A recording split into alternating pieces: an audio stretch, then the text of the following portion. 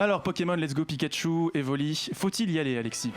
Je me souviens, il y a un an, à ce plateau, on parlait de Pokémon Ultra Soleil, Ultra Lune. Tout à fait, avec Lou et Alvin. Voilà, et on concluait que ce dernier épisode 3DS fermait un chapitre de l'histoire de Pokémon sur les consoles mobiles de Nintendo et qu'un renouveau était à prévoir et surtout à espérer. Voilà. Un an plus tard, donc, nous voilà pour parler de cet épisode un peu bâtard qui est Let's Go et qui, disons-le tout net, ne répondra pas aux inquiétudes des fans de la saga. On le sait depuis le début, Game Freak nous sort ici un épisode filler parlant tant aux fans de la première heure, parce qu'il y a du fanservice à gogo, qu'aux derniers arrivés avec les mécaniques empruntées à Pokémon Go.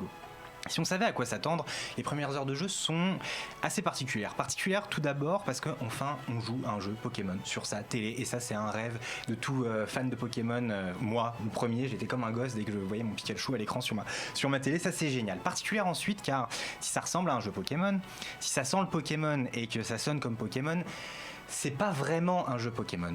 Mais il faudrait savoir, tu te plaignais de la linéarité qui a mené à Ultra Soleil et Ultra Lune et tu te plains que le jeu est différent. Oui, je vais pas revenir sur le débat Star Wars 8, est-ce que c'est bien ou pas bien, canon ou pas, mais la saga Pokémon est ancrée dans des codes depuis ses origines qui ont évolué mais n'ont jamais été révolutionnés. Ici, on nous sort un mix entre Pokémon Go et les jeux classiques de la 3DS. Sur le papier, l'idée est intéressante parce que le jeu reprend 95% de la version jaune, sortie il y a 20 ans, mais comme on est en 2018, la technique est évidemment différente. Et revisiter Kanto est un vrai plaisir. Le jeu est plus beau que sur Game Boy et sur DS quand il y a eu les remakes. Il est très coloré et très mignon, mais il est évident que la Switch peut faire mieux que ça. Techniquement, je trouve que c'est pas terrible, surtout quand on voit les ombres ou certaines animations de combat qui sont franchement limitées. Alors les sprites des Pokémon, elles sont super. Je pense qu'on commence déjà à voir ce qu'ils vont nous faire pour le prochain Pokémon, mais c'est un peu limite. On se demande même parfois si on n'est pas sur un jeu mobile en fait, carrément, parce que c'est pas très très joli. Alors bon, évidemment, c'est mignon et c'est cool parce que vous avez Pikachu et Evoli. Alors tout ce qui était possible de faire avant dans les anciens jeux Pokémon, c'est-à-dire habiller le Pokémon, le caresser, tout ça, on peut le faire. Et c'est encore mieux, c'est encore plus mignon. Donc ici, on s'y retrouve.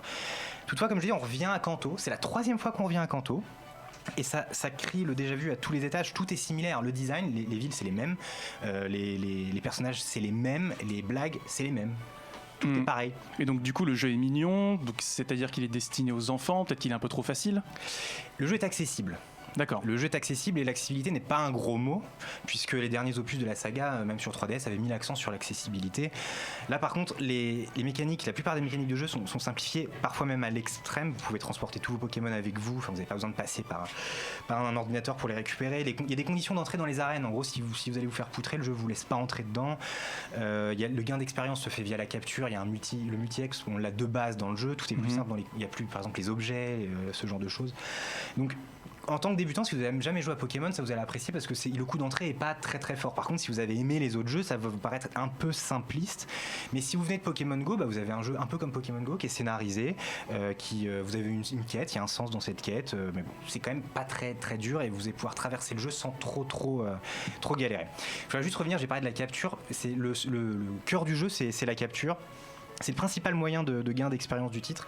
Un Pokémon sauvage, par exemple, rapportera beaucoup plus d'XP qu'un combat, surtout qu'il y a les multiplicateurs hérités de Pokémon Go en fonction des lancers que vous faites, etc. D'accord. Et là, l'autre différence, c'est que les Pokémon apparaissent sur la map. Donc en fait, vous pouvez aller ou ne pas aller faire des combats, un peu comme dans FF12. Et vous vous retrouvez une fois le combat lancé avec votre Pokéball face à votre Pokémon. Et vous lancez votre Pokéball avec soit votre Joy-Con, soit la Pokéball Plus. Et après, votre Pokémon est capturé, vous gagnez de l'XP. Tous vos Pokémon gagnent de l'XP.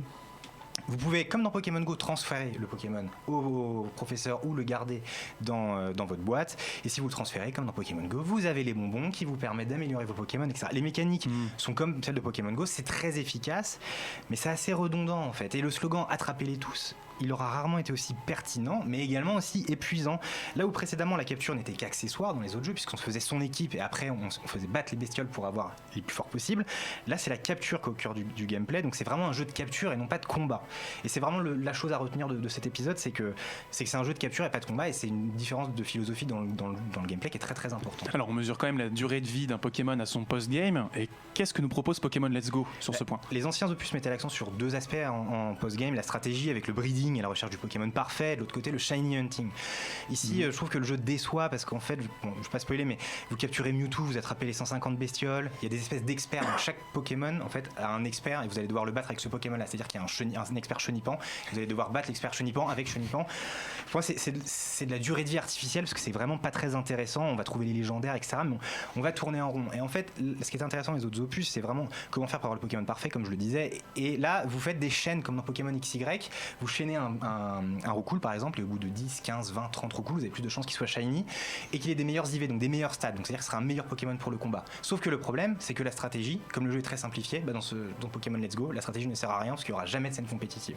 Donc on crée une boucle de gameplay qui ne sert à rien en fait. À mon sens, ça marche, il n'y aura jamais de compétitif là-dessus. Bref, c'est pas un incontournable. Ce jeu n'est pas incontournable. Je vous invite à lire mon test que j'ai publié en fin de semaine pour avoir plus d'informations, parce qu'il est plus complet.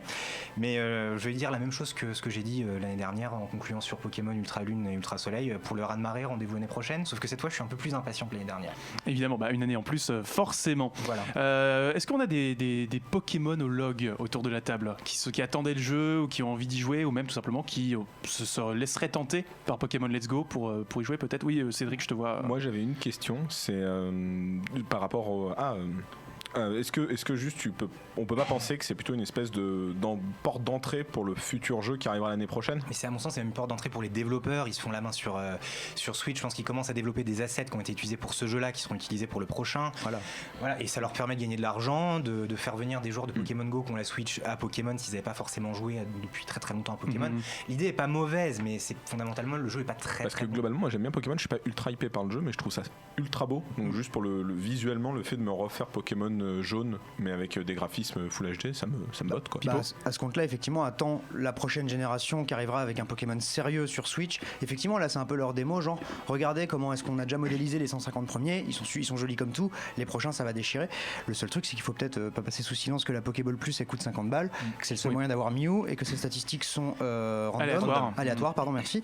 Et donc, du coup, c'est une loot ball à 50 balles, et je trouve ça assez scandaleux, quoi. C'est assez scandaleux, mais juste sur ce point, le motion gaming, je trouve qu'au Joy-Con, il est pas toujours terrible, alors que sur la Pokémon, la Ball, ça marche au bout de 20 minutes, ça marche à peu près pour le lancer. Fallait bien un argument pour la vendre aussi. Mais par contre, le problème c'est qu'en fait il y a deux boutons sur cette balle. Donc en fait il y a un bouton qui est sur un stick. Et en fait au début, donc on veut valider quelque chose, on appuie sur le stick et en fait on se retrouve à changer de Pokémon, à faire une mauvaise attaque, etc. Donc oui, je suis tout à fait d'accord avec toi. Ça c'est du foutage de gueule. En plus c'est le seul moyen d'avoir Mew, parce qu'on peut pas transférer Mew depuis Pokémon Go. Ouais, voilà. Et le mot de la fin va peut-être venir à Benjamin Benoît sur le chat qui nous dit: avez-vous vraiment envie de parcourir Kanto pour la 4e fois? C'est la Green Hill Zone locale. Stop. Ça l'a jamais dérangé de passer 18 fois dans la Green Hill Zone, lui. Alors il est vrai, on rappelle que son livre est chez Third Editions, évidemment. Génération Sonic, TMTC. On va peut-être finir avec Pokémon, à moins que vous, Grégoire, tu aies quelque chose à ajouter, mais vu que l'heure tourne. Non, ça va, je joue toujours à Pokémon. J'ai passé l'âge pour les Lego, mais pas pour Pokémon. Ah bah voilà. Mais ce que je vois quand même, c'était le parallèle intéressant entre Pokémon Go et celui-là, c'est que Niantic à l'époque avait essayé de faire une version hardcore de Pokémon Go, qui avait fait un peu râler les fans les joueurs à l'époque avec le radar, etc.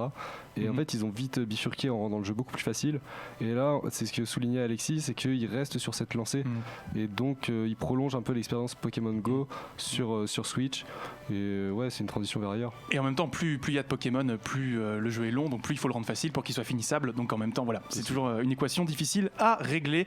Rendez-vous non, vraiment ils vont sortir d'autres Let's Go, donc on aura peut-être Let's Go hors argent à venir, donc c'est important de voir qu'il y aura peut-être deux séries de jeux Pokémon pour compléter ce que tu dis. Donc ça c'est effectivement ce qu'il fallait pour me hyper à l'année prochaine.